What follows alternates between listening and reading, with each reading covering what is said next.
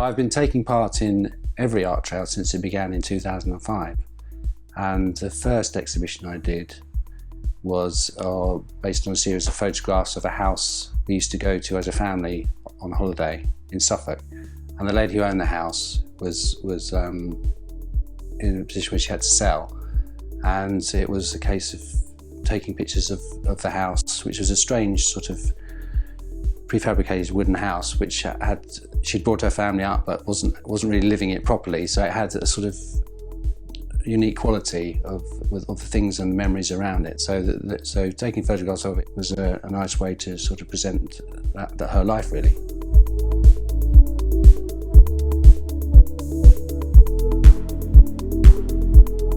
Well, I decided to take part in the first E17 Art Trail because my shop had been open just under a year, and what I very quickly discovered was that there was an awful lot of artists in Walthamstow that didn't really have any platform or anywhere to exhibit. It was very, very limited.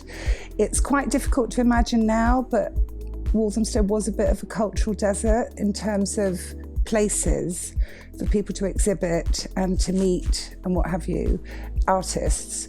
So when the E17 Arts Trail came along, I just thought, what a completely brilliant idea for artists, for business, etc. And I especially loved that it wasn't selected. It was an unselected arts trail, which meant anybody could take part in it. It was my pleasure to support the trail in as much as I could by publicising it, by talking about it, by having the maps at my shop that people could pick up and exhibiting. I think the first trail I exhibited maybe 9 artists, and of course it was good for my shop because it got people through the door. At the time there wasn't a lot of footfall on Alford Road, and anything to get people through the door into the shop, buying things, buying art. So it was a real win-win. It was the best publicity I could get for my shop. I no longer live in Walthamstow, and now I have been spending a lot of time with my family. I've had a family member who's needed a lot of attention. I've been doing that. I think by the time I closed my shop, I was pretty exhausted. So I am kind of doing my own painting and just living a fairly modest, uneventful life at the moment.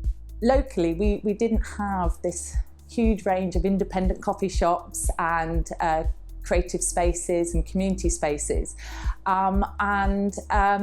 It felt right to open up my home and invite the public in. So I live in one of the local Warner flats upstairs. So for anyone who doesn't know a Warner flat, they were built about at the turn of last century. They're about 100 years old, and they have very long corridors, narrow but long, and it seemed like the ideal gallery space. I exhibited paintings that were quite local. I had the Walthamstow dog track, the William Morris Gallery. I had the EMD cinema, which was open still at the time. It felt right to open up my home, invite the public in. My work at the time was a collection of things from places from my childhood, local places, you know, the British seaside, all the things that inspired me. The medium I worked in was painting, acrylic gouache on canvas. Somebody had once said that I'd managed to turn Walthamstow into Miami with the vibrant colours, and I thought that was rather interesting and fun. Do I still take part in the art trail? No, I don't.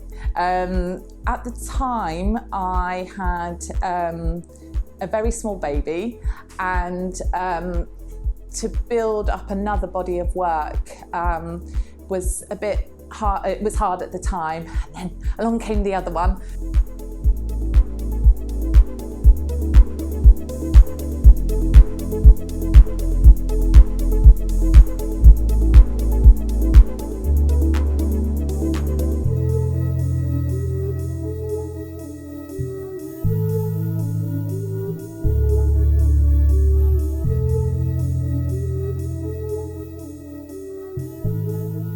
Every year since that very first art trail, I've taken part in the art trail for myself, and then once I'd set up Inky Cuttlefish Studios, then always made sure that Inky Cuttlefish Studios had a listing. And over the years, any groups that I've been working with, so I've worked with Waltham Forest Mencap, so they're making sure that they have a listing. Gnome House always has a listing, so just trying to have as much awareness of art that is taking place in the borough.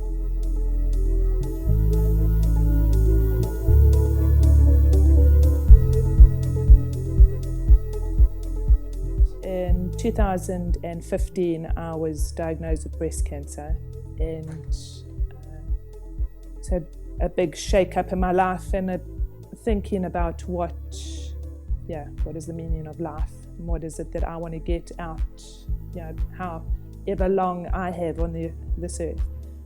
So in 2015 and 2016, I started working on large-scale lino cuts, filled with rage and pain, and yeah.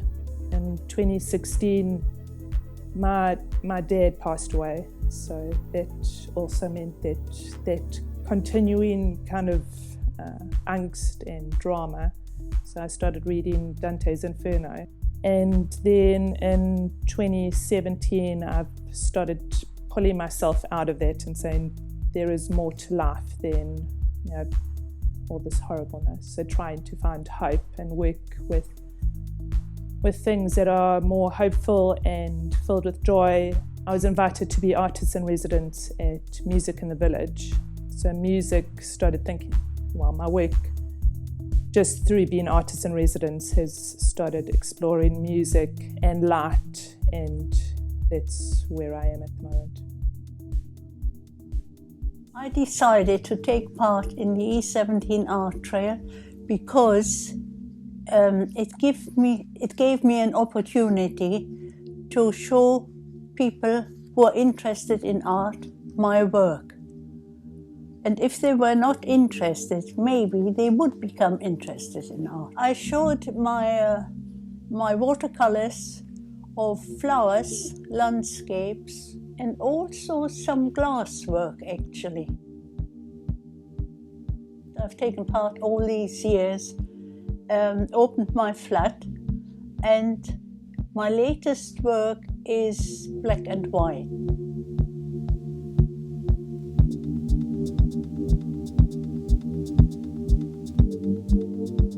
Yes, I've taken part every year that it's been running. It's a great opportunity for me to show my work and to keep connected with the local community. We also invite other artists here, guest artists, to show sculpture in the garden as well. You know, we've got a big garden and it's a great opportunity for other people to come in. And by having other artists, they bring their own contacts, their own friends and family. So we get a really good gathering here every time. Assumed I was making abstract paintings, but I've gone back to that time.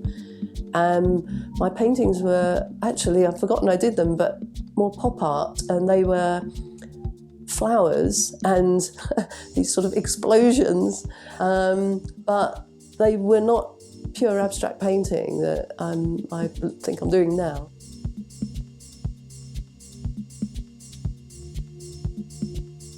I originally thought that my first art trail was here, but I realised it wasn't. It was at Healthworks in Hoe Street, because at the time, in the very first one, I don't think anyone would have come out this far. You know, it was all very much focused around the village and Hoe Street and perhaps the Changing Room Gallery. And that was a really good introduction because, you know, it was an established business, if you like, that already had clients and customers and things like that. And so the work was put up in their therapy rooms and in their meeting rooms and what have you. By about the third year, I think I had my first art trail here.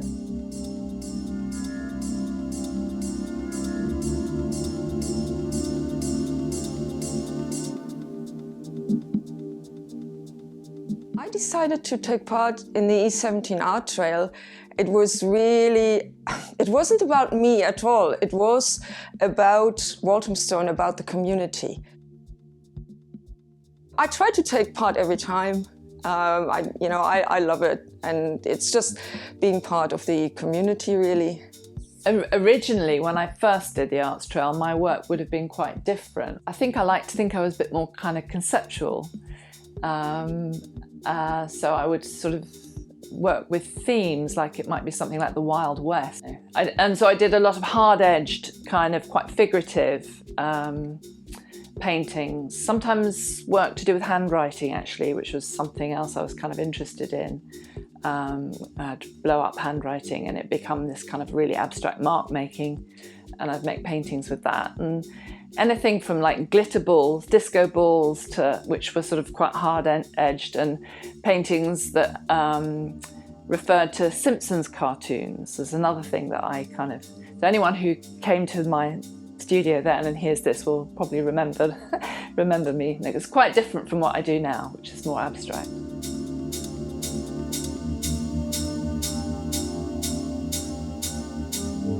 I had an exhibition in my garden, and I had already, prior to moving to Walthamstow, I had a stall at Camden Market. So I had prints and paintings that I used to sell at Camden Market. And so I just kind of put all of that stuff in my garden, and because it was September, there was a lot of greenery, and some of the prints, my prints are particularly bright, and so they were just kind of settled into the ivy or into the bushes or into the trees, and the paintings were just hung on the fence all the way around the garden. I also had an outdoor toilet in that garden in Tennyson Road, and that became a mini installation as well. Well, at the moment I did a big series of paintings where I live now that were exhibited at the Hastings Art Forum a couple of years ago, but I'm also setting up a small sculpture garden in the village of Crowhurst in East Sussex. And what is wonderful about that is that there are only 3 sculptures in it now. One I made myself down there. The other 2, one is Martin Adams's Praying Mantis, which he donated, and the other one is a beautiful sculpture by Esther Nestlin of a seated woman called Julie. And it's just beautiful. So it's like every time I look out there, it's like the E17 Art Trail connection is kind of in Crowhurst for me, and I really, that makes me feel really good.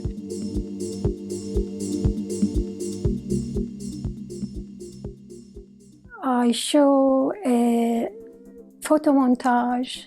Actually, it's an installation in my front garden, which there are images of East London and Walthamstow, entitled 2001 Night, which is referring actually to diversity of our community. And that was what I exhibited in 2005. As I said, I'm a photographer, but these days I only take photos for exhibitions. I do landscape a lot, not necessarily for its beauty, but because to pass my emotion, to express my moods, my emotions, and also to search for answers. And also I do some social issues, those that involve masses of people. During the Iraq War, I had 3 exhibitions. So I like to do things that affect many people. It was basically based on anti-war movement. I took it in East London, and I took them in many marches I went, and I did a lot of photo montage, many collages to express my anger and my anti-war feeling. I was very excited.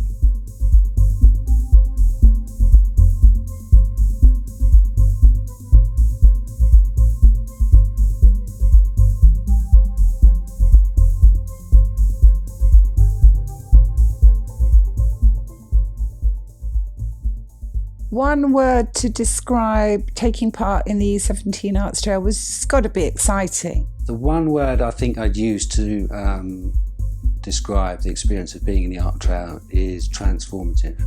I think it's hugely empowering, the art trail.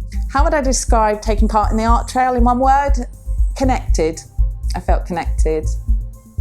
In one word, I would describe the E17 Art Trail as community. Oh, it was very, very interesting and very, it was just very nice to be able to take part in it. I'd say enabling. That'd be my one word. The word family came to mind because it does feel like that, you know. It's opened the door to a new experience for me. I would say transformative, but not for me personally, but for Walthamstow.